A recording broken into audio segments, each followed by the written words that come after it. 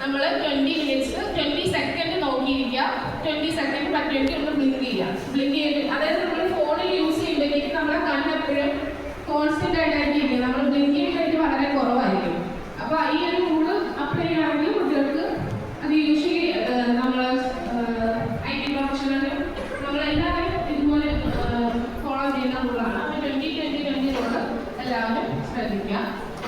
പിന്നെ ആ കാലത്തിൽ ഇലക്കറികൾ, ക്യാരറ്റ്, ചീര, മുട്ട, ചെറിയ തരം മത്സ്യങ്ങൾ ഇവയെല്ലാം ഉൾപ്പെടുത്തുക. മത്സ്യങ്ങൾക്ക് ഒരുപാട് വൈറ്റമിൻ ഫാറ്റി ആസിഡ് ഇൻക്ലൂഡാണ്. പിന്നെ കുട്ടികൾക്ക് മതിയായ വിശ്രമം ലഭിക്കുന്നുണ്ട് എന്ന് നമ്മൾ ശ്രദ്ധിക്കുക. അതായത് 7 മുതൽ 8 മണിക്കൂർ വരെ അല്ലെങ്കിൽ 8 മുതൽ 9 മണിക്കൂർ വരെ കണ്ടിന്യൂസ്ലി സ്ലീപ്പ് കുട്ടികൾക്ക് കിട്ടുന്നുണ്ടെന്ന് ശ്രദ്ധിക്കുക. അപ്പോൾ അതിനനുസരിച്ച് അവരുടെ കണ്ണിന് മതിയായ വിശ്രമം ലഭിക്കുന്നതാണ്.